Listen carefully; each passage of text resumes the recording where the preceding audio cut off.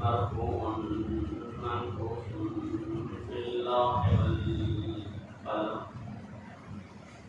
اسمه مقدس معطر مطهر منور في البيت والحرم سيد الثقلين نبي الحرمين إمام القبلتين محبوب رب المشرقين والمغربين مولى الكونين جد الحسنين أبي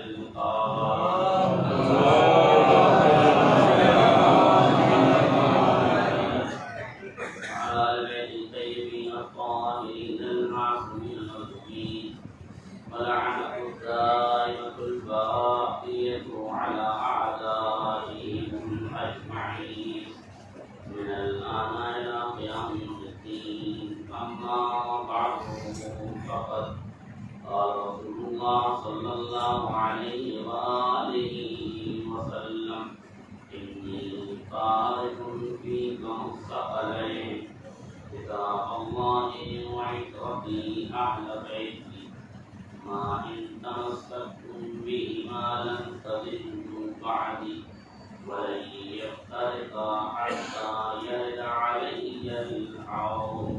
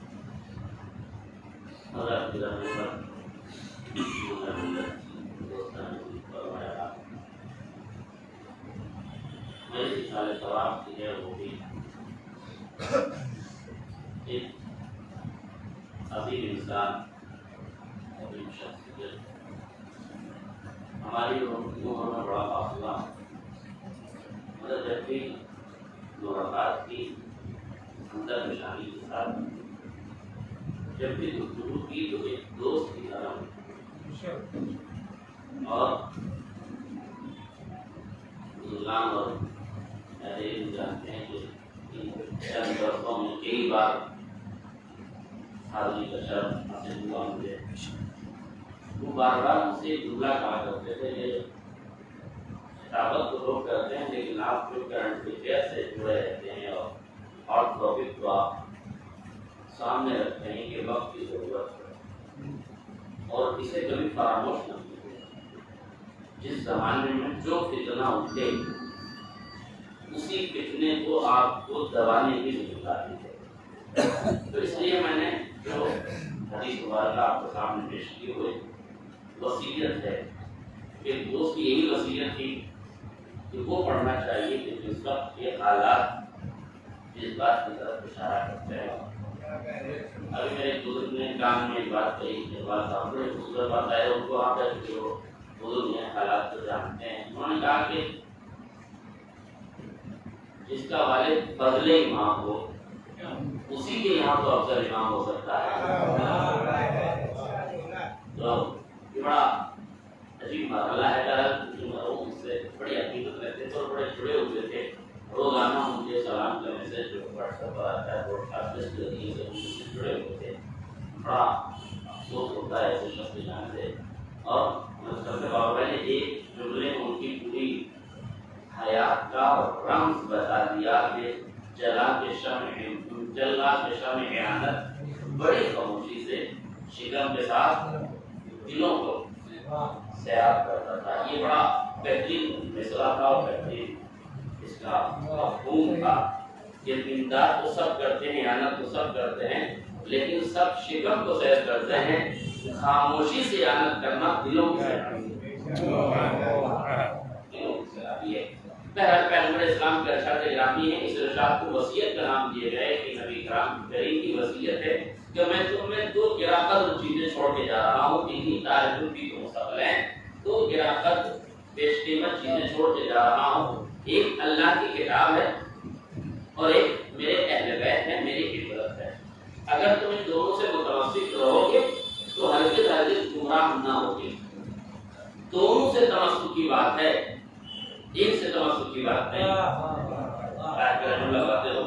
دونوں سے تمسک اختیار کرو گے۔ اگر کسی نے ایک سے کیا اور ایک سے نہیں کیا تو اس کی ہدایت کی ذمہ داری نہیں ہے، آپ گمراہی کی ذمہ داری ہے۔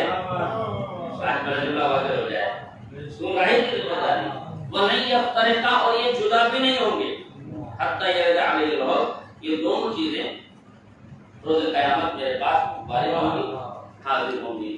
قرآن انسانیت کے لیے دستور حیات ہے، اس نے انسان کو سونے، جاگنے، اٹھنے، بیٹھنے، بولنے، چالنے، ہر طرح کا حکم جو انسانی زندگی پر لاگو ہو سکتا ہے، قرآن نے اس کی وضاحت کی۔ لا تمشی فی الارض مرحا، کہ تو خبردار جب چلنا تو زمین پر اکڑ کے نہ چلنا۔ عجیب مسئلہ ہے، زمین پر اکڑ کے نہ چلنا، اس لیے کہ نہ تم پہاڑوں کے کلیجوں کو چاک کر سکتے ہو، نہ زمین پر دادا گیری دکھا سکتے ہو، اس لیے کہ وقت کے بعد تم کسی مٹی کے ون کے نیچے دبا دیے جاؤ۔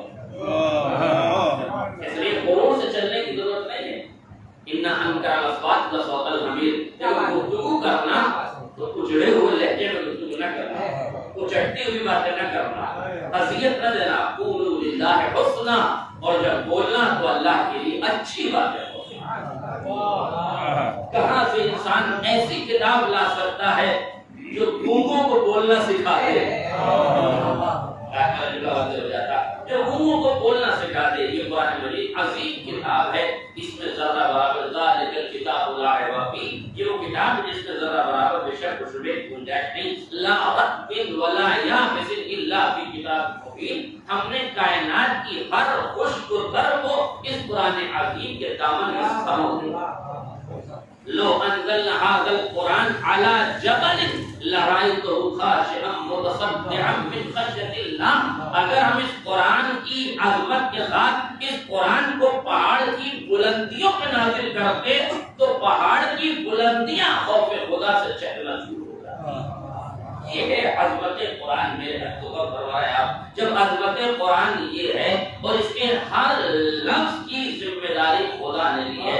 نحنو نزلنا الذکر وإنا لہ لحافظون، ہم نے اس قرآن کو نازل کیا ہے، ہم ہی اس کی حفاظت کرنے والے ہیں۔ اس کا مطلب یہ کہ جو کچھ قرآن میں ہے وہ ہمارا بھیجا ہوا ہے، کسی کا ملایا ہوا نہیں ہے۔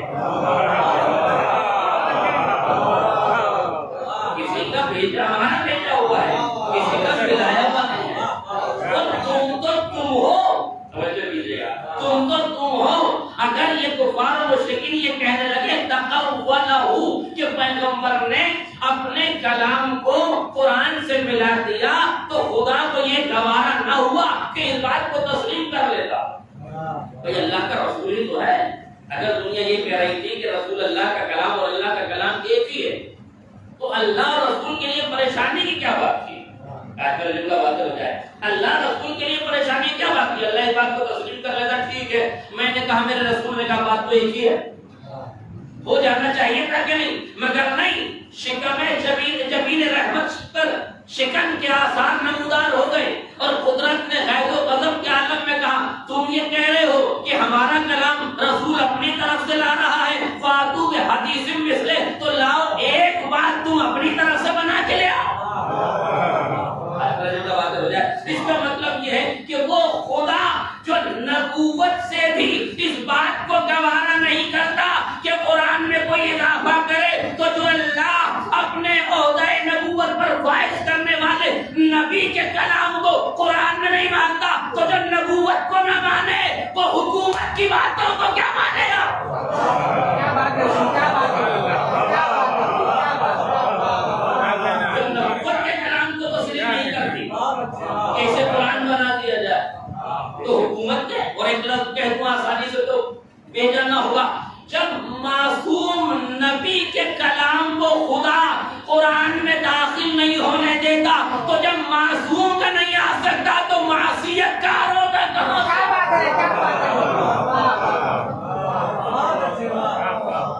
معصوم کا کلام قرآن میں جگہ نہیں پا سکتا جبکہ واضح لفظوں میں خدا نے کہا وَمَا يَنطِقُ عَنِ الْهَوَىٰ إِنْ هُوَ إِلَّا وَحْيٌ يُوحَىٰ.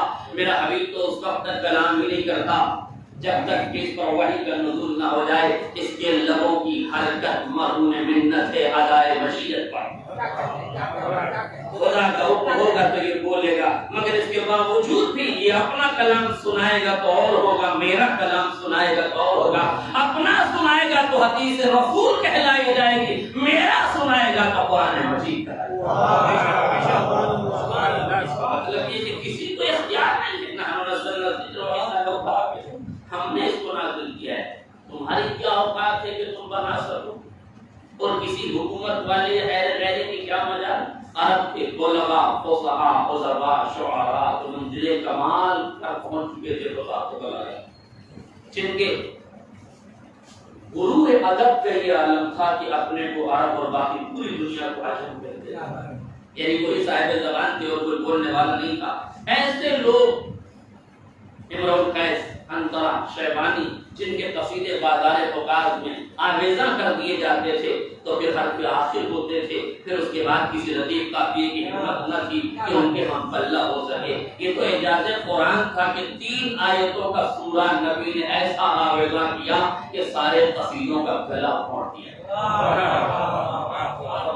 یہ قرآن مجید اس زمانے کی عتیقوں سے بول لگاتے. آسان لفظوں میں یہ کہہ دوں کہ جو یہ کہتے تھے کہ ہم بولنے والے ہیں باقی پوری دنیا گونگی ہے, جب وہ بولنے والے قرآن کا جواب نہ لا سکے تو یہ گونگے چند آیتوں کو قرآن میں کیسے لا سکے؟ جو عربی کی عین سے واقف ہیں یقین ہے مجھے اگر عربی لکھوائی جائے تو الف سے ہی لکھیں گے, عین سے نہیں لکھ سکتے. اور ظاہر ہے کہ طوطے کی صفت یہ ہے کہ وہ اپنا نہیں بولتا.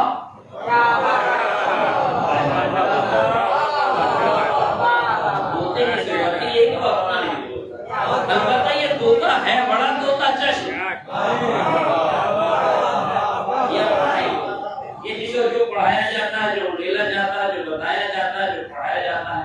یہ اور بات ہے کہ جب پڑھانے والا ٹھیک نہ ہو تو پڑھنے والا بھی ٹھیک نہیں ہوگا. غلط روایات اور فرسودہ عقائد اگر جھونک دیے جائیں تو نتائج اس کے وہی ہوں گے. دیکھیے قرآن نے صاف لفظوں میں کہا قل لئن اجتمعت الانس والجن على ان يأتوا بمثل هذا القرآن لا يأتون بمثله ولو كان بعضهم لبعض ظهيرا. پیغمبر ان سے کہہ دو کہ اگر پوری کائنات کے جن اور پوری کائنات کے انسان مل کر بیٹھیں کہ اس قرآن کے جیسا کوئی قرآن لے آئیں لا یاتون بمثلہ تو ان کی اوقات نہیں ہے کہ ایسا قرآن لا سکے. وَلَوْ كَانَ بَعْضُهُمْ لِبَعْضٍ ظَهِيرًا, اگرچہ ایک دوسرے کی حامی و مددگار کیوں نہ بن جائے. پورے قرآن کا جواب, یہ قرآن کا چینل ہے تحدی, پورے قرآن کا جواب لیا. پھر قرآن نے اپنے دعوے کو اور چھوٹا کیا. قُلْ فَأْتُوا بِعَشْرِ سُوَرٍ مِثْلِهِ. ابھی یہ پورا قرآن تو نہیں لا سکتے, ان کے بس کی بات نہیں. ان سے کہو اچھا 10 سورے لے آئے. اب 114 سورے میں سے 10, اور یہ نہیں کہا کہ بڑے سورے یا چھوٹے سورے. اور لفظ سورہ قرآن میں آنا اس بات کی علامت ہے کہ نبی نے اپنی زندگی میں سورے مرتب کر دیے تھے. یہ بڑے عظیم مرحلے پہ چلا گیا. نبی نے اپنی زندگی میں سورے معین کر دی تھی, آیتوں کو رکھ دیا تھا جا بجا کہ اس آیت کو اس سورے میں رکھو, اس آیت کو اس سورے میں رکھو. مجھے نہیں معلوم کہ نبی کو کیا خوف تھا جو سوروں میں آیتوں کو معین کر رہے تھے. نبی جانتے تھے کہ اگر آج میں نے آیتوں کو ان کی جگہ نہ رکھا تو جیسے مصداق آیات کو حق نہیں دیا جا رہا ہے ویسے آیتوں کو بھی ان کا حق نہ دیا جاتا. اور یہ نبی کا کمال تھا کہ آپ نے قرآن کو تحریف سے بچانے کے لیے بہت سی آیات کو ان کے مقام سے ہٹا کر دوسرے سنوں میں محفوظ رکھا. یہ نبوت کی مصلحت تھی کہ حکومت کی سیاست اسے بدل نہ سکی، اسے بدل نہ سکی، لہذا نبی نے دور ہی میں سوروں کو مرتب کر دیا، آیتوں کو مرتب کر دیا۔ موضوع ذرا کٹھن ہے اور آج کے نوجوان کے لیے ذرا مشکل ہے قرآن مجید کی تحریک اور ان باتوں کو سمجھنا، لیکن یاد رکھیے گا جب بھی فتنہ سر اٹھائے گا عالم کی ذمہ داری ہے کہ فتنے کا سر کچل دے، ورنہ دوسرا لفظ قرآن حدیث میں استعمال ہوا ہے اذا ظہر بدعۃ الامہ، اگر امت میں کوئی بدعت ظاہر ہو فللعالم، تو عالم کی ذمہ داری ان یظہر علما، کہ اپنے علم کا اظہار کرے، اور اگر نہ کرے فعلیہ لعنت اللہ، کہ خالی آیت اللہ ہونا کمال نہیں ہے، آیت اللہ ہونا بھی، اور اس کے بعد اگر علم کا اظہار نہ ہو تو لعنت اللہ ہے۔ صلوات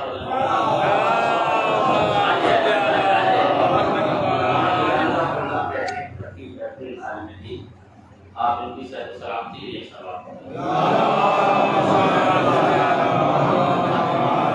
اور میں جملہ کہا کرتا ہوں جب خطیب دیر سے آئے گا تو سلواتے تو سننی پڑے گی۔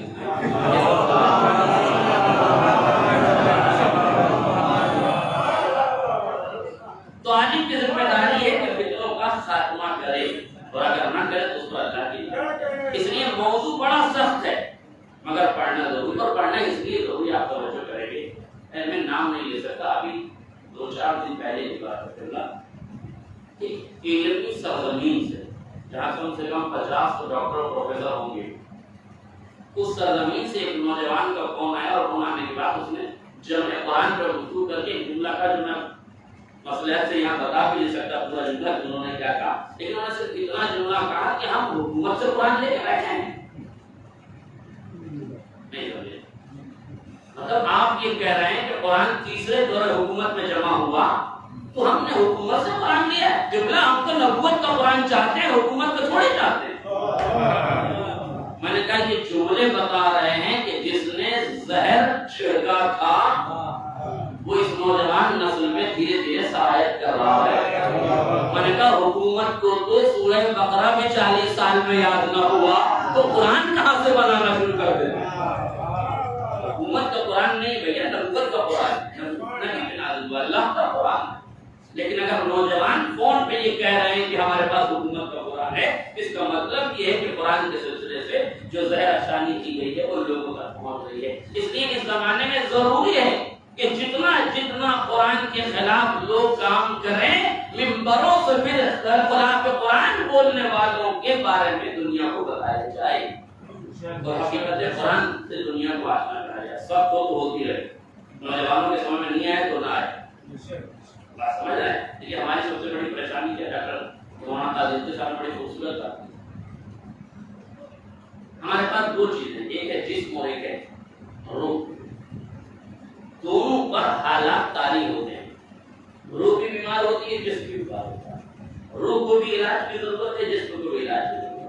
مگر آپ بتائیے ہم جسم کے علاج کے لیے جب ڈاکٹر کے پاس جاتے ہیں تو ہماری تمنا کیا ہوتی ہے کہ وہ نسخہ لکھے جو ہمیں پسند ہے، یہ وہ نسخہ لکھے جو ہماری مصلحت میں ہے۔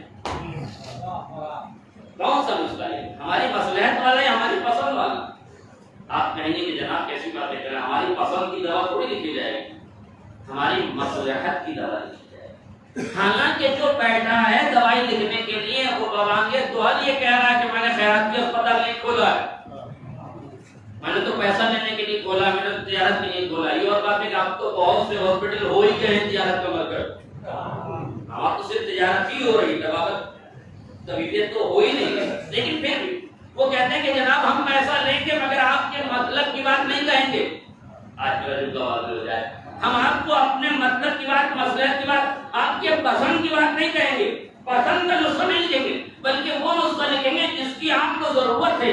اللہ ایک جسم کا ڈاکٹر آپ کی پسند کی دوائی نہیں لکھتا بلکہ آپ کی مصلحت کی دوائی لکھتا ہے۔ جب روح کا ڈاکٹر آتا ہے آپ سوچتے ہیں وہ پڑھے جو ہمیں پسند ہو، اس کی ذمہ داری ہے وہ پڑھے جس کے مرض میں دنیا مبتلا ہو گئی ہے، اس کا علاج ہے۔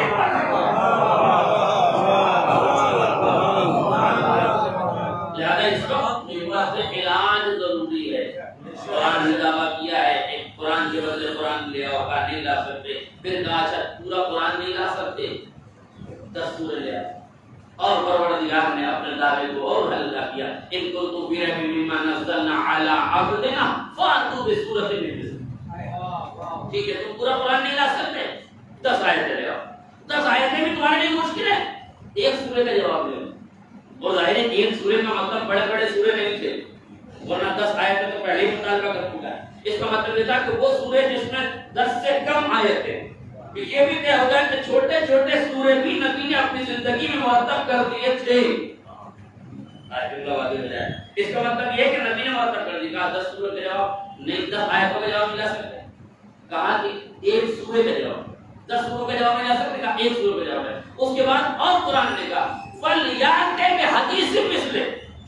چھوڑو نہ پورا قرآن، نہ 10 سورے، نہ ایک سورہ، ایک حدیث، ایک بات کا جواب لیا. ایک بات کا جواب.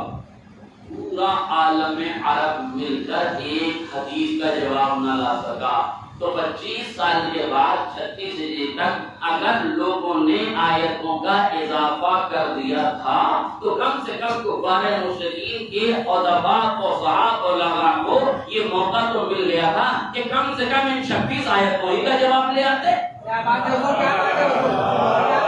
اگر یہ دنیا کی بنائی ہوئی ہوتی تو دنیا کے بنائے ہوئے اس کا جواب لے آتے. پورے عرب کی خاموشی بتا رہی ہے آیتیں کسی کا اضافہ نہیں ہے بلکہ قدرت کی جانب سے نازل ہوئی ہے. لہذا ایسا نہیں کہ 26 آیتیں قرآن مجید میں جوڑ دی گئی، قرآن مجید میں بنا دی گئی. نہیں، میرے حدیث ہوئی آیت قرآن مجید کی. مشکل کیا ہے؟ مشکل یہ ہے کہ جس بندے کو ٹھیک سے اردو نہیں آتی ہو وہ قوم کو عربی سمجھانے چاہتا.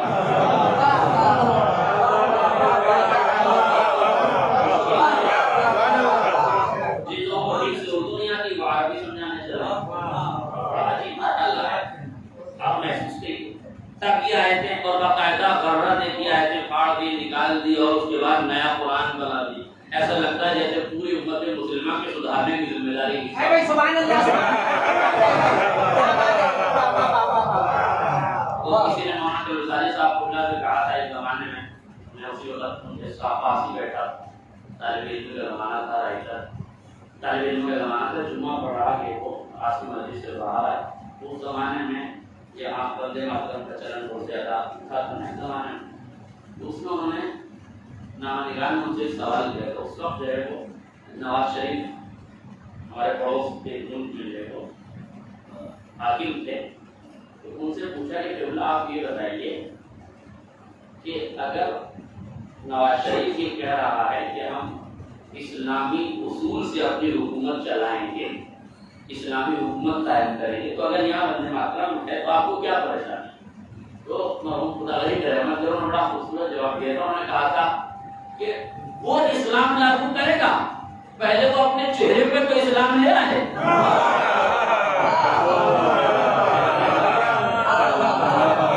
تو جن کے ابھی چہروں پر اسلام نہیں لایا وہ قرآن میں ترمیم کریں گے.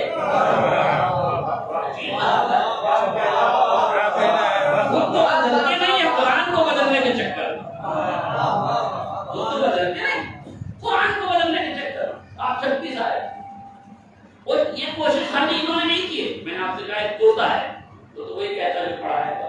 اچھا میں شخصی مخالفت کرتی بھی نہیں کہ مولانا صاحب نے کہا اس میں، میں تو بابانگے دوہرے جملہ کہتا ہوں. بالکل بین الفریقین یہ بات ہوتا ہے. امت مسلموں کو یہ سمجھ لینا چاہیے کہ نہ رشدی سنی تھا نہ رضوی شیعہ ہے.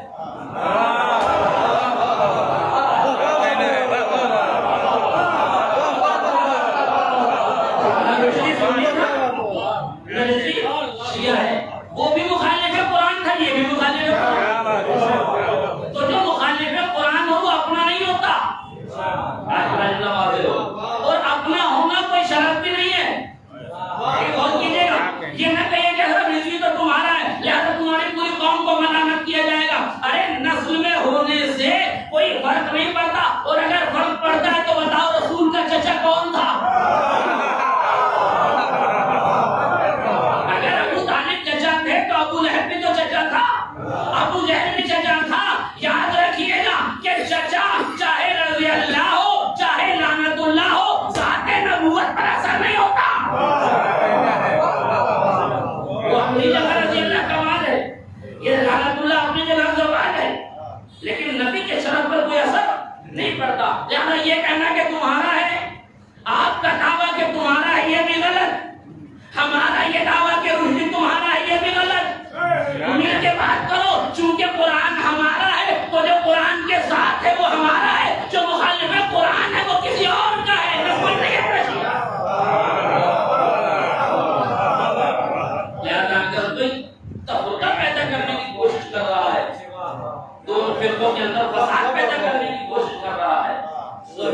تقاضے یہ ہیں کہ ان باتوں کو سمجھنے کی کوشش کی جائے.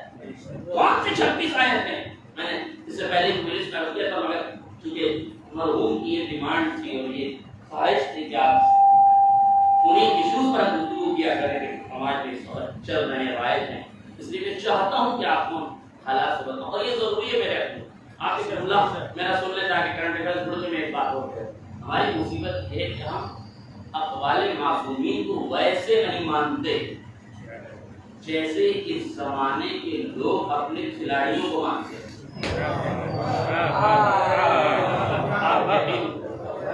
ایک کھلاڑی فٹ بال کا رونالڈو ایک پریس کانفرنس میں اس نے بولا کہ دونوں بوتلیں اپنے سامنے سے جھٹکے سے ہٹائی، پانی کی بوتل اٹھا کے کہا ہمیں یہ پینا ہے، زہر نہیں. پتہ ہے آپ کو اس ایک جملے کا اثر کیا ہوا؟ 29,223 کروڑ ڈالر کا چونا لگ گیا. کیوں؟ ایک کھلاڑی نے خالی یہ کہہ دیا کہ یہ زہر نہ پیو. کولا کے لیے کہا تھا، شراب کے لیے نہیں. امت مسلمہ شعور کے ناخن لے کے یہ سوچے کہ اگر ان کی پسند کا کھلاڑی ایک بیان دے دے تو کتنی بڑی تعداد لوگوں کی، چاہنے والوں کی، اس کی بات پر عمل کر کے وہ زہر پینا چھوڑ دیتی ہے. 1400 سال سے قرآن بھی کہہ رہا ہے، شریعت بھی کہہ رہی ہے حرام نہ کھاؤ، وہ زہر ہے.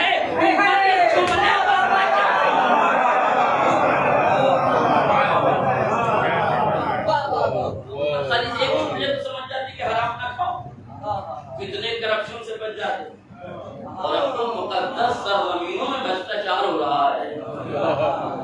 تو یہ دیکھ لیجیے آپ کہ اب تو دھرم کی راجنیتی بھی جو ہے وہ فیل ہوتی نظر آ رہی ہے. آپ کے سامنے دیکھ رہے ہیں آپ حالات.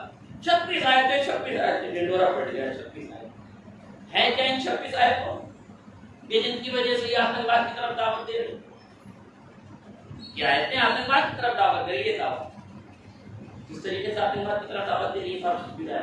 کہاں ان میں آیات جو ہے وہ جنگ کی طرف اشارہ ہے اور پوری دنیا کا مسلمان ان آیتوں کو پڑھ کے آتنکواد ہو رہا، آتنکوادی ہو رہا. اچھا کمال ہے، دیکھیے ہزاروں آیتیں قرآن میں ہیں، انہیں پڑھ کے سدھر نہیں رہا.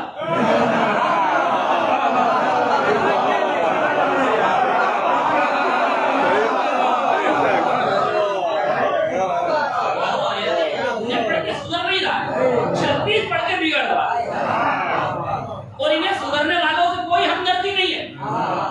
اب وہ سدھرے ہوئے ہو تو ہمدردی ہو، لیکن ان کو ہمدردی کن سے ہے؟ ملک کی سلامتی سے. اور ہمارے ملک کی سلامتی ایسا لگتا ہے جیسے ساری دنیا کے مسلمان یہی آ کے آتنکوادی بنے ہوتے ہیں. میرے سوچ سمجھ لیجیے اس قرآن میں نے پہلے بھی آپ کے سامنے عرض کیا تھا. ایک بات اب میں اپنی تحقیق سے کہنے لگا ہوں. میں نے پہلے آپ کو یہ بتایا تھا کہ 12 آیتیں جنگ سے متعلق ہیں، 8 آیتیں غیر مسلمین پر عذاب سے متعلق ہیں، 12 اور 8 20. 6 آیتیں وہ ہیں کہ جن میں مسلمان کو غیر مسلمان سے دوستی کے لیے منع کیا گیا، تعلقات کے لیے منع کیا گیا. یہ 6 آیتیں کل ملا کے 26 آیتیں. البتہ اس میں جو عذاب کی 8 آیتیں ہیں ان میں 2 کو مانوی عذاب کے عنوان سے رکھا گیا تھا، اس لیے میں ان 2 آیتوں کو الگ کر دیتا ہوں. یعنی الگ سے مراد یہ کہ اپنے موضوع سے تھوڑا سا ہٹا دیتا ہوں، کیونکہ یہ بزرگ عالم اہل سنت کے کسی عالم نے لکھا تو میں نے ان کی کتاب پڑھی تھی، اس لیے میں نے وہ بیان کیا تھا. جب بعد میں اور مزید گہرائی میں گیا اور میں نے ریسرچ شروع کی تو نتیجے پہنچا کہ اس میں سے 2 آیتیں، ایک آیت تھی غنیمت سے متعلق، مال غنیمت جو جنگ میں مال ملتا ہے، اس مال میں یہ کہا گیا کہ یہ لوٹ کا مال ہے اور مسلمان اس مال کو لوٹ کے اپنا پیٹ بھرتا ہے، تو دوسروں کا مال لوٹ کے لینا کہاں جائے؟ اور لہذا یہ قرآن مجید میں جو مال غنیمت کی جو آیت ہے اسے نکال دینا چاہیے.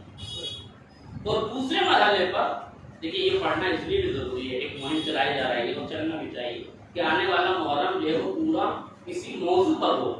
ان 26 آیتوں کا ہی تسلسل قائم کیا جائے، ان کی تفصیلات بیان کی جائے. آپ امام صاحب کہہ رہے تھے ہم سے کہ ہماری کوشش یہ ہے کہ انشاءاللہ یہ آیتیں جو ہیں ان کو ایک ایک کر کے 2 کر کے آنے والے تاکہ اور ضروری ہے ہم بھی تحقیق کریں دیکھیے قانون ہے دنیا کا، تو جو مجھے کہنا نہیں چاہیے، ہر بازار کا ایک قانون ہے، تو بازار محبت کا بھی ایک ہر بازار تجارت کا اگر قانون ہے کہ جتنا طلب ہوگا اتنی ہی عرض ہوگی، جتنی ڈیمانڈ ہوگی اسی حساب سے سپلائی ہوگی۔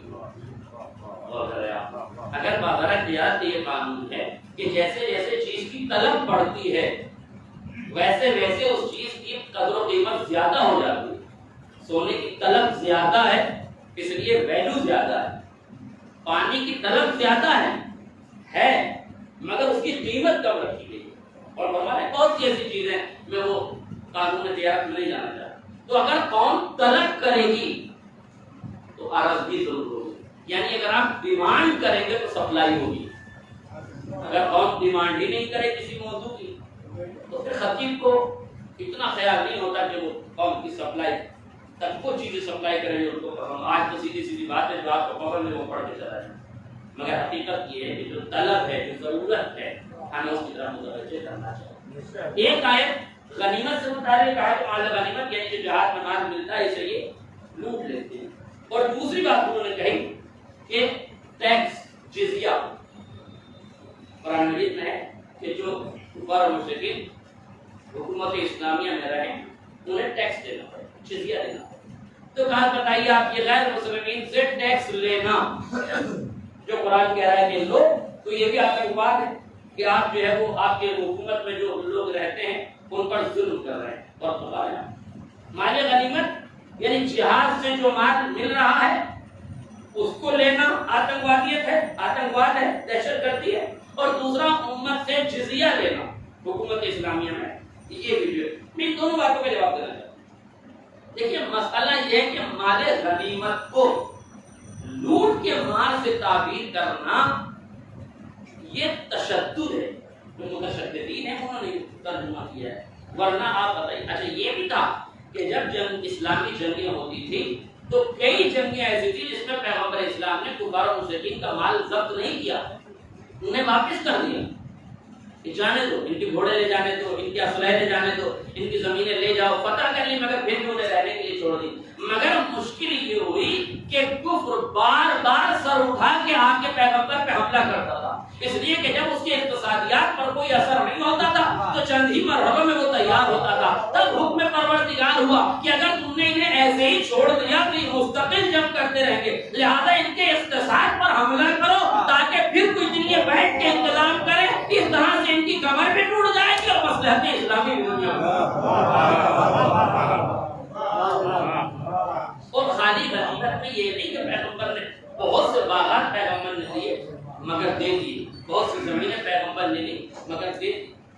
حد یہ کہ جن جن لوگوں نے اسلام قبول کر لیا پیغمبر نے پھر ان پر حملہ نہیں کیا، لہذا۔ اور دوسرے مرحلے میں آئی، ایک لفظ اور رکھا کر دوں آپ کے سامنے تاکہ بات آگے مرحلے میں چلا جائے، جزیہ۔ جزیہ کیا ہے؟ ٹیکس۔ غیر مسلمین سے حکومت اسلامیہ میں ٹیکس لیا جاتا ہے، اور یہ ٹیکس لینا ظلم ہے اسلام کی طرف سے، یہ ان کا کہنا ہے۔ اسلام کی طرف سے غیر مسلمین پر ظلم ہے۔ آپ ایمان سے بتائیے، دل پہ ہاتھ رکھ کے بتائیے، ٹیکس لینا ظلم ہے؟ ارے کون ہے اس سماج میں آپ کے درمیان جو ٹیکس نہیں دیتا؟ 28% تو جی ایس ٹی ہے ہی، اور خریدار اور بائے دونوں کی طرف سے ایک سامان پہ ڈبل ہے۔ آپ میرا جملہ واضح ہو جائے، میں آلوچنا نہیں کر رہا ہوں کسی قانون کی، میں تو قانون کی ایک بات کہہ رہا ہوں۔ 28% جی ایس ٹی کیا ہے؟ ٹیکس ہی تو ہے۔ اسلام نے جو ٹیکس رکھا تھا وہ ٹیکس کن پر رکھا تھا یہ بھی سمجھ لیں، کن لوگوں کو ٹیکس سے جدا کیا تھا؟ مجبوروں کو، پریشان حالوں کو، دھارمک لوگوں کو، ہاں جس دھرم سے بھی تعلق رکھنے والے بڑے بڑے لوگ تھے، پنڈت ہو، چرچ کے لوگ ہو، مولوی ہو، ان سب سے اسلام نے ٹیکس نہیں مانگا۔ یتیموں سے، بیواؤں سے، مجبوروں سے، بیماروں سے، بزرگوں سے اور دھارمک لوگوں سے۔ ہے کسی ملک میں قانون، ہے کسی ملک کا یہ قانون کہ جہاں لوگوں کو ٹیکس سے جدا کیا جاتا ہو. یہ اسلام کی وسعت نظری تھی کہ یہ مجبوروں پہ ہاتھ نہیں ڈالتا.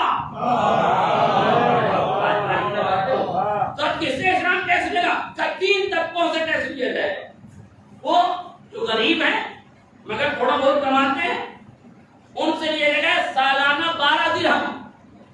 1 سال کا ٹیکس 12 درہم. جو متوسط طبقے کے لوگ ہیں ان سے لیا جائے گا 24 درہم. جو مالدار طبقہ ہے ان سے لیا جائے گا 48 درہم. توجہ کیجیے گا. 12 درہم کتنا ہوتا ہے؟ 3 تولہ چاندی. کتنا؟ 3 تولہ چاندی. اور یہ ٹیکس لیا کیوں جاتا ہے؟ کہا ملک کی حفاظت کے لیے. ملک میں یہ پیسہ رہے گا تو آپ ملک میں رہیں گے, ہم آپ کی سویدھاؤں کا خیال رکھیں گے, ہم آپ کے لیے فلاح و صلاح کا کام کریں گے. یعنی جو اسلام ٹیکس لیتا تھا وہ بھی اپنے لیے نہیں, حکومت کا خزانہ بھرنے کے لیے نہیں بلکہ عوام کی ضرورتوں کو پورا کرنے کے لیے. بتاؤ کائنات میں ہے کوئی حکومت جو 1 سال کا 3 تولہ چاندی ٹیکس وصول کر رہا ہو, اس کے بدلے میں حفاظت بھی دے رہا ہو؟ ہو جاتا. اس کا مطلب یہ ہے کہ اسلام نے ٹیکس کا قانون بنایا تھا, جزیہ کا قانون بنایا تھا, وہ اس لیے نہیں تھا کہ امت سے پیسہ لوٹ لیا جائے, مگر لٹیری ذہنیت رکھنے والے لوگ مصلحت کے لفظوں کو بھی سیاست کے پہرائے میں لے جاتے ہیں. اس کا مطلب یہ کہ جزیہ اسلام نے اس لیے رکھا تھا نہ مال غنیمت نے لوٹ مال. اور مال غنیمت یاد رکھیے گا 4 ویدوں میں, رگ وید, یجروید, سام وید, اس کے بعد سمرمتی میں, تمام کتابوں میں ویدوں کی یہ لکھا ہوا ہے کہ جب تم دوسروں پر حملہ کرو اگر تم فاتح ہو جاؤ تو مفتوحین کی ساری ملکیت لینے کا تمہیں حق ہے. تو 4 وید اگر مال غنیمت کی اجازت دے دیں تو جائز ہو جائے, اور یہ قرآن میں اصلاح کرنے والے وہ جزیہ پر اعتراض ہو جائے.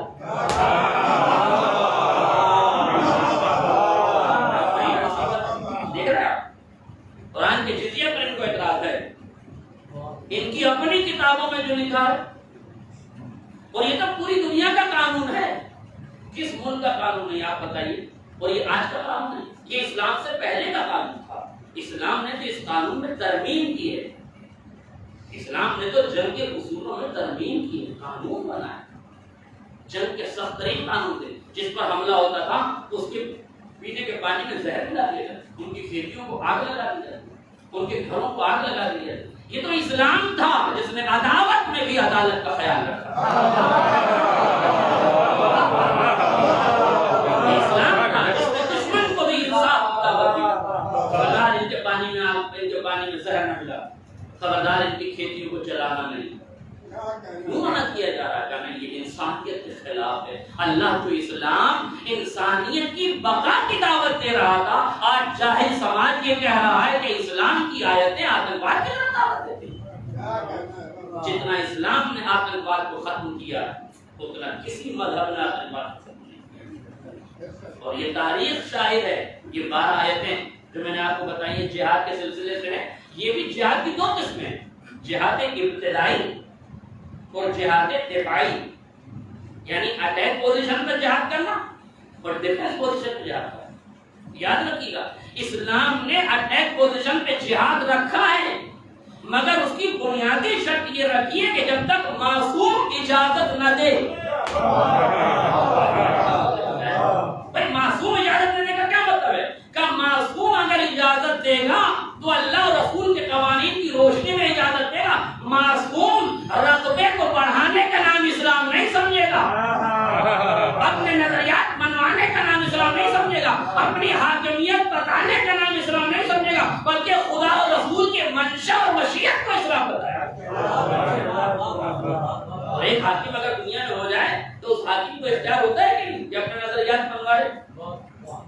آج ہم جس ملک میں رہ رہے ہیں یا جو بھی انسان جس ملک میں رہ رہا ہے وہ اس ملک کے قوانین تسلیم کر رہا ہے کہ نہیں؟ بتائیے کر رہا ہے کہ نہیں؟ چاہتے ہوئے یا نہ چاہتے ہوئے اسلام مذہب سے تعلق رکھتا ہو, غیر مذہب سے تعلق رکھتا ہو, ہر آدمی ملک کے قوانین کو مان رہا ہے. کیوں؟ اس لیے کہ حاکم نے کہا ہے. آج میرا جملہ واضح ہو جائے. حاکم جو قانون بنا رہا ہے اسے دنیا مان رہی ہے. یہ تو اسلام کا توڑا امتیاز ہے کہ اس نے شروع ہی میں کہہ دیا لا اکراہ فی الدین.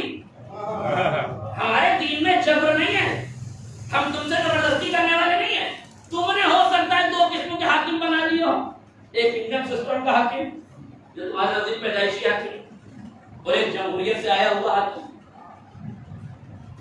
جمہوریت سے آیا ہوا حاکم وہ بھی حاکم ہے, جو پیدائشی بادشاہ ہے وہ بھی. حالانکہ کہتے ہیں کہ یہ دونوں حاکم نہیں ہیں, اس لیے کہ یہ تو دونوں محکوم ہیں.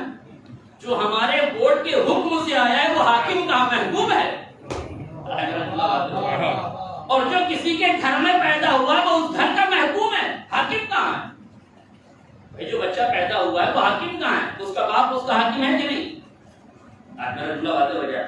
باپ حاکم ہے کہ نہیں؟ تو جسے آپ پیدائشی حاکم کہہ رہے ہیں وہ بھی محکوم, جسے آپ ووٹوں سے حاکم بنا رہے ہیں وہ بھی محکوم. پھر بھی ان حاکموں کے حکم کو ماننا دنیا نے انصاف کی علامت سمجھا. یاد رکھنا خدا یہی کہہ رہا تھا تم جسے حاکم بناؤ گے چاہے ووٹوں سے بناؤ تب بھی محکوم ہوگا, چاہے تم پیدائشی کا ہو تب بھی محکوم ہوگا. لیکن ہم جسے حاکم بنائیں گے, ہم جسے حاکم بنائیں گے اسے کسی کا محکوم نہیں بنائیں گے. علی کو دیں گے تو اپنے گھر سے دیں گے تاکہ حاکم دنیا کا نہ رہے, ہماری طرف سے بھیجا رہے. محمد کو حاکم بنائیں گے تو والد کو پہلے اٹھا لیں گے تاکہ محکوم نہ رہے, حاکم ہے. ہمارا بتایا تو حاکم محکوم نہیں رہے گا. اگر بات حاکم ہے تو میں پیغمبر کے والد کو پہلے اٹھا دیا جائے گا تاکہ نبوت محکوم نہ ہو جائے, اور علی کے والد اگر موجود ہیں تو انہیں خانہ کعبہ سے دیا جائے گا کہ جس کے گھر سے آیا اسی کی حاکمیت لے کر آیا. علی محکوم ضرور ہے لیکن اس کے محکوم ہے جو خدا ہے, بندے کے محکوم خدا نے نہیں بنایا. اس کا مطلب یہ ہے کہ ہم دنیا کے حاکموں کو تسلیم کر رہے ہیں, دنیا جو قانون بنا رہی ہے ہم آنکھ مون کے قوانین کو تسلیم کر رہے ہیں, مگر جو شریعت بتا رہی ہے, جو قرآن بتا رہا ہے, ہم ان قوانین کو سننے اور سمجھنے کے لیے تیار نہیں ہیں. ان 12 آیتوں میں بھی قرآن مجید نے ابتدائی جنگ کے لیے نہیں کہا بلکہ ڈیفنس کے لیے. ابتدائی جنگ کی شرط کیا ہے؟ اچھا ایک مرحلہ اور, جنگ کی مقابل کے لحاظ سے 2 صورتیں. جب ظاہری دشمن مقابل میں ہو تو اسے جہاد بالقدو کہتے ہیں, یہ دشمن سے جہاد. اور جب دشمن ظاہراً موجود نہ ہو تو وہ بھی جنگ ہے مگر اس کو جہاد بالنفس کہتے ہیں. جہاد کے معنی کہ اپنی طاقت کو اسلام کے آئین اور بقا کے لیے جھونک دینا, استعمال کرنا ہوتا ہے. اس کا مطلب کہ اسلام کے آئین کے لیے, انسان کے آئین کے لیے, انسان کے بنائے ہوئے آئین کے لیے نہیں. اسلام اللہ ان الدین عند اللہ الاسلام, اللہ کا پسندیدہ دین اسلام ہے. لہٰذا اسلام کے آئین و قوانین کو بچانے کے لیے جنگ کرنا. کیسے جنگ کرنا؟ کہ اگر تلوار سے کرو گے تو جہاد بالسیف ہوگا, قلم سے کرو گے تو جہاد بالقلم ہوگا, زبان سے کرو گے تو جہاد باللسان ہوگا, پورے نفس سے کرو گے تو جہاد بالنفس ہوگا. اب تو مجھے ڈر ہے کہ نام بدلنے والی سیاست کہیں محراب کا نام نہ بدلنے لگ جائے.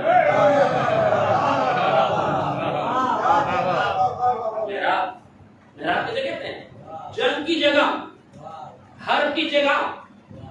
تو ابھی امت کو یہ شعور نہیں آیا, اور ظاہر میں نے کہا جنہیں اردو نہیں آتی وہ عربی پہ کیا اخلاص کرتے, ورنہ ان آیتوں سے پہلے تو محراب محل مشکوک ہو جاتا کہ لیجیے صاحب کی نماز بھی پڑھتے ہیں تو تلوار بغل میں دبا کے پڑھتے ہیں, اس لیے کہ ان کے یہاں لکھا ہوا ہے کہ محراب جنگ کی جگہ, لہٰذا جب یہ نماز پڑھنے جاتے ہیں تو تلوار لے کے جاتا ہے. انہیں بتاؤ کہ ہم جو محراب میں جنگ کرتے ہیں وہ تلوار کی جنگ نہیں ہوتی ہے, نفس کی جنگ. تو اسی لیے پیغمبر نے فرمایا مرحبا مرحبا, جب ایک شخص جہاد کر جا رہا تھا تلوار سے خون ٹپک رہا ہے, پیغمبر نے کہا مرحبا مرحبا, تو نے بہت اچھا کیا. پھر کلیجے سے لا کے کہا کہ تم نے چھوٹا جہاد کیا. اس نے کہا قبلہ میری تلوار سے خون ٹپک رہا ہے, میرے جسم پر زخموں کے گلشن کھلے ہوئے ہیں, میں اپنے پورے وجود سے بارگاہ الہی میں قربانی کے لیے گیا تھا.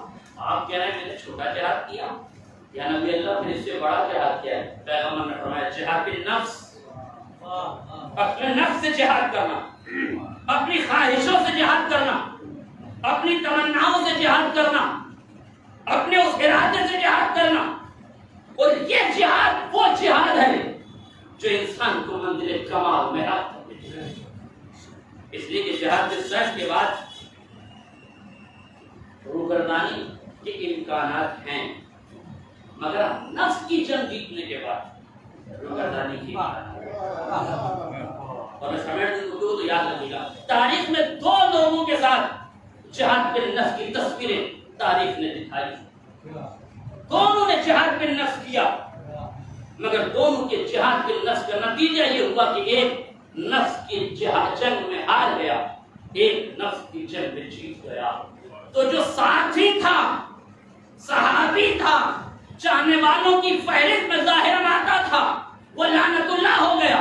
جو دشمن تھا، لجام فرض پر ہاتھ ڈالے ہوئے تھا، وہ رحمت اللہ کی فہرست.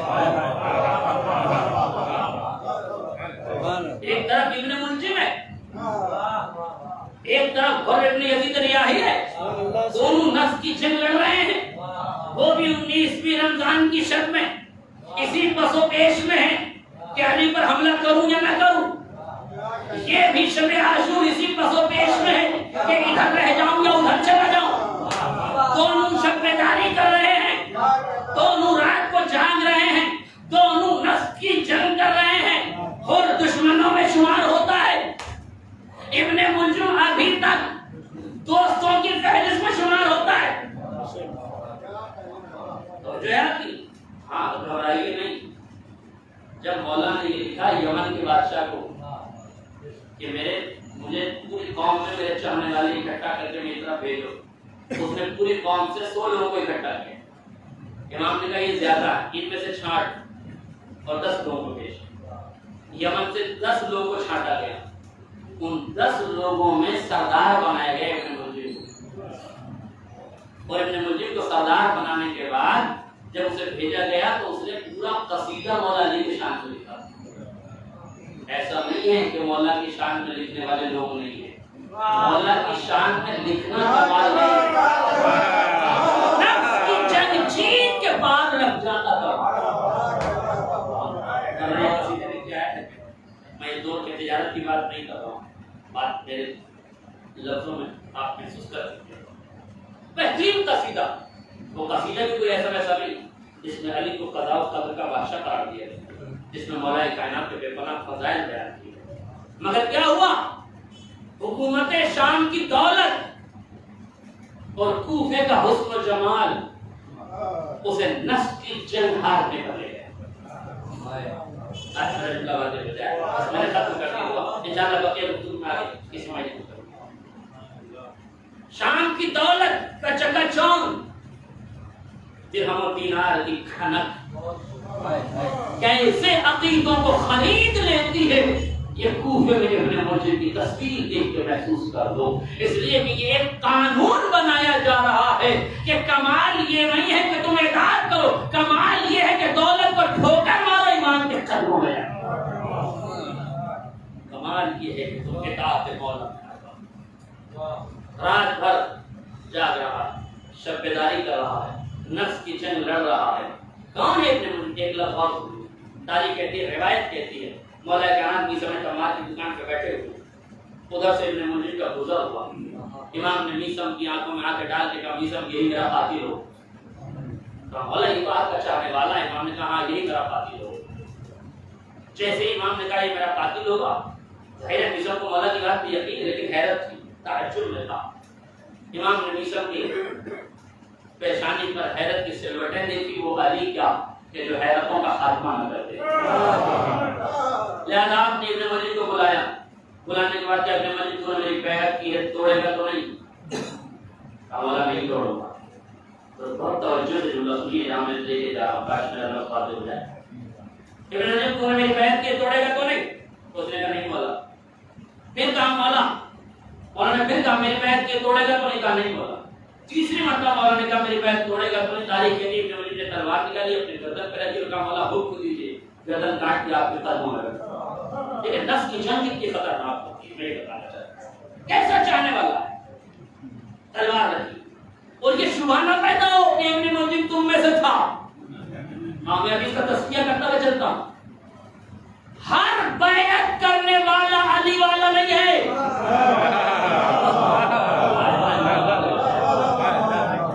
ہر بیعت کرنے والا علی والا نہیں ہے. یہ نہ کہیے کہ جو علی کی بیعت کر لے, اگر علی کی بیعت کرنے کے بعد بیعت پہ رہے تو شیعہ ہے, توڑ دے تو کوئی اور ہے. ہاں ورنہ بیعت کرنے والے میں تو بڑے بڑوں کا نام ہے ساتھ تاریخ, اور بڑی صحیح صحیح کتابوں میں بیعت کرنے والوں کا نام ہے, اور ان کی تو مبارک باتیں بھی ہیں باقاعدہ ہے نا. یاد آپ کو ہر بیعت کرنے والا, ابن مجید نے بیعت کی, بیعت کرنے کے بعد کہتا مولا تو امام نے کہا بس رک جا. میسن کہتا مولا ہاتھ میں آیا ہوا شکار آپ نے جانے دیا, وہ تو خود ہی اپنی گردن کاٹ رہا تھا. علی نے آواز دی, سنیے جملہ, علی نے فرمایا میسن علی کی عدالت میں جرم سے پہلے سزا نہیں ہے.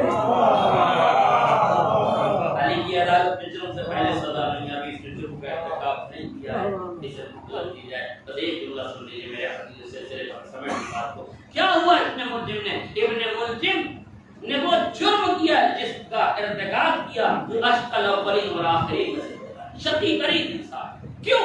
اس لیے کہ نفس کی جنگ ہار گیا. مگر یہی حر ابن یزید رعائی ہے, گھیر کھلایا ہے, لجام فرض پر ہاتھ ڈالا ہے, بچوں کی پیاس کا ذمہ دار ہے, مسائل کا ذمہ دار ہے, مگر اس کے باوجود بھی رات بھر نفس کی جنگ لڑتا رہا. صبح حسین کے پاس آ گیا. اب مجھے کہنے دیجئے, شب بیداری کسی سماج میں کمال نہیں ہے, شعور کی بیداری کمال ہے.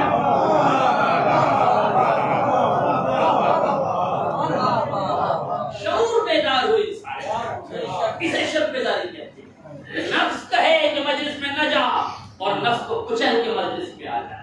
نفس کہے کہ ماتم کے حلقے میں نہ کھڑا ہو, تو تھک گیا ہے, کب تک ماتم کرے گا. 4 لڑکوں کے درمیان بیٹھ کر ہی ہا ہا کرتا رہے, مذاق کرتا رہے. یہاں نفس کی جنگ جیتو, اور نفس کی جنگ جیت کے کہو کہ یا تو میں مجلس کے لیے رات بھر جاگوں گا, یا میں پھر جا کے سو جاؤں گا. اس لیے کہ میرا محبت حسین میں سو جانا بھی عبادت ہے, اور میرا حلقے میں کھڑا ہو کے ماتم کرنا بھی عبادت ہے. لیکن 4 لڑکوں کے درمیان کھڑے ہو کے دوسروں کا ماتم روکنا اور اپنا ماتم روکنا, یہ شعور کی بیداری نہیں ہے. شب بیداری سماجی شب بیداری ہے, شریعت کی شب بیداری.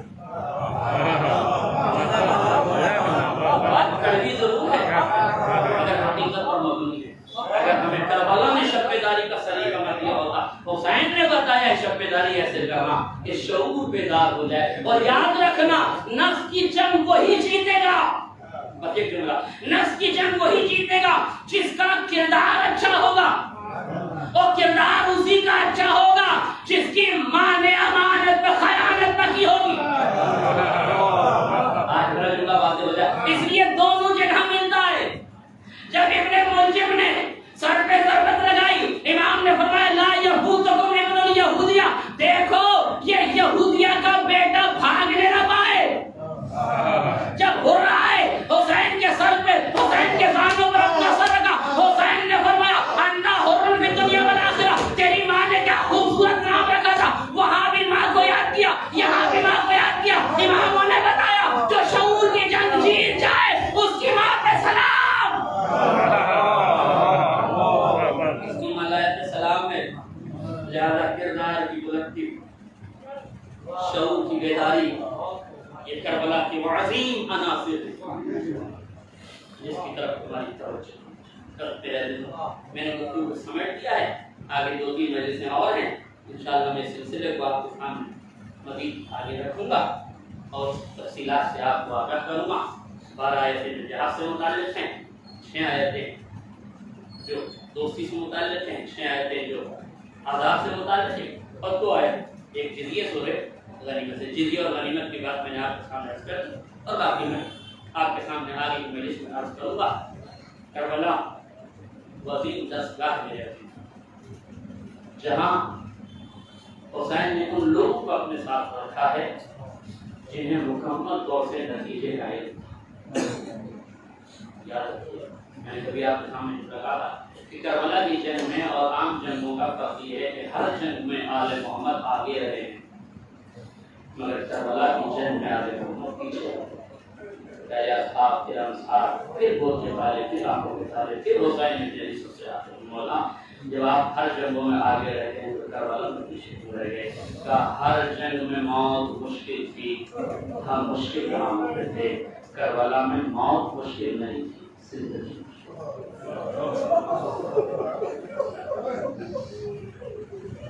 جو جتنی دیر زندہ رہے گا اسے وہی زیادہ مصیبتیں اب یہ حکیم کربلا کا کی حکمت کے تقاضے سے کہ سب سے آخر میں یا 6 مہینے کا بچہ لڑکا یا 57 برس کا بوڑھا 57 برس کا صحیح تو لوگ بجائے سب سے آخر میں جائے اللہ ایک مرحوم کے اشارے ثواب کی وجہ سے چھوٹے چھوٹے بچے یتیم ہو گئے ہیں، امت یتیموں کے ساتھ بہت اچھا سلوک کرتی ہے، سر پہ دستشن تک پھیرتے ہیں، لوگ یتیموں کو کلیجے سے لگاتے ہیں، مگر بھائی کربلا میں سارے اسالیب حیات بدل گئے۔ سکینہ تمنا کرتی رہ گئی کاش میری یتیمی کے بعد کوئی خلاصہ دینے والا، کاش۔ اور میرے عزیز و جناب سکینہ جی علمی حیثیت اور فکری حیثیت فائدہ فرمائیے، سنتے رہتے ہیں آپ روایت کا پیغام میری روح سے ذرا سنیے۔ آیت الذی یکذب بالدین فذلک الذی یدعو الیتیم، جو لوگ دین کو جھٹلاتے ہیں وہ نماز نہیں پڑھتے، وہ نہیں یدعو الیتیم، جو یتیموں کو جھڑکتے ہیں وہ دین کا مذاق اڑاتے ہیں۔ اللہ آل محمد نے یتیموں پہ ہاتھ بتایا ہے، روایت کہتی ہے کہ حسین رحمۃ نکلے کچھ کے بعد سوال ہوئے، چل رہا چلتے حسین نے ایک دن دیکھا 4 برس کی بچی اور اس سمو سے لپٹی ہوئی ہے کہ رہی ہے اس کے بابا باپ مقتل میں بھلے جا تو سے چوک گیا ہے وہ واپس نہیں آیا۔ تاریخ کے روایت کہتی حسین اس کے پرس سے زمین پر آئے، سکینہ کو کلیجے سے لگایا، فرمایا سکینہ خدا حافظ، سکینہ نے ہاتھ جوڑے، انہوں نے کہا بابا آخری بار تجھے اپنے سینے میں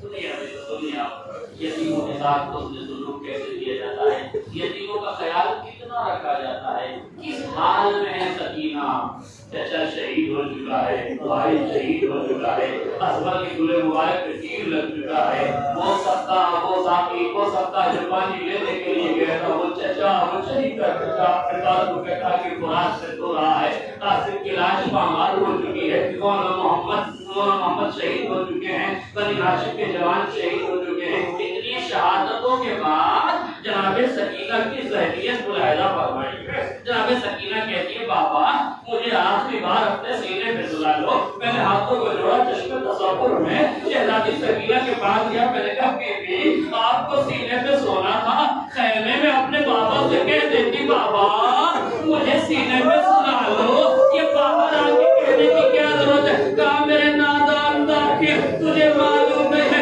خیمے میں اور بھی یتیم بچے تھے، میں یتیموں کے سامنے کیسے بابا سے تمنا کرتے تھی، آل محمد کے یتیموں کو ہر یتیموں کا اتنا خیال، مگر ہائے حسین کی یتیمہ، ارے جب میرا مولا حسین شہید، میرا مولا حسین کا ساتھ ہے کہ میں سنیے آیت اللہ مظاہری ان کے بہت بڑے عالم درس اخلاق دیتے ہیں، انہوں نے یہ روایت پڑھی کہ جناب سکینہ کی عادت تھی کہ جب نماز کا وقت ہوتا تھا تو 2 مصلے بچھاتی تھی، ایک مصلی اپنے لیے چھوٹا سا مصلی، ایک مصلی اپنے بابا کے لیے بچھاتی تھی۔ تاریخ کہتی ہے ادھر حسین مقتل میں گئے، ادھر جناب سکینہ خاک پہ بیٹھ گئی، اپنی انگشت کے اشارے سے 2 مصلی بنائے، ایک چھوٹا سا مصلی اپنے لیے، ایک بڑا سا مصلی بابا کے لیے، ہاتھوں کو بلند کر کے سکینہ نے نماز شروع کر دی۔ تبتے ہوئے ایک رات پر سکینہ نماز ادا کر رہی ہے، تاریخ نے لکھا زمین کربلا کو زلزلہ ہوا، سکینہ کی نماز جاری رہی، رات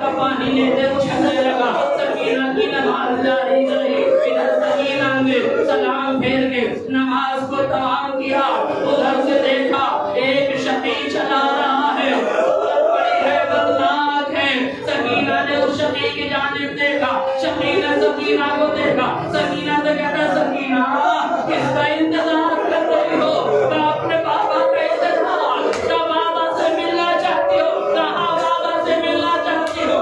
شمر نے اپنی پشت کے پیچھے سے سر حسین کو نکالا، بالوں سے سر کو پکڑے ہوئے ہیں، گردن سے خون لپک رہا ہے، ارے کٹا ہوا سر حسین کی 4 سال کی بچی کی طرف پھینکا۔ سکینہ نے آقا کے دامن میں بابا کا سر لیا، رخسان میں رخسان رکھ دیے، اے بابا ارے اب شکوہ نہ کروں آ جائے، شمران نے بڑھا سر حسین کو سکینہ نے لیا، رخسانوں پہ تماچے مارے، سکینہ نے فرار کیا، اے چچا عباس ارے حسین کے یتیموں پر کیسا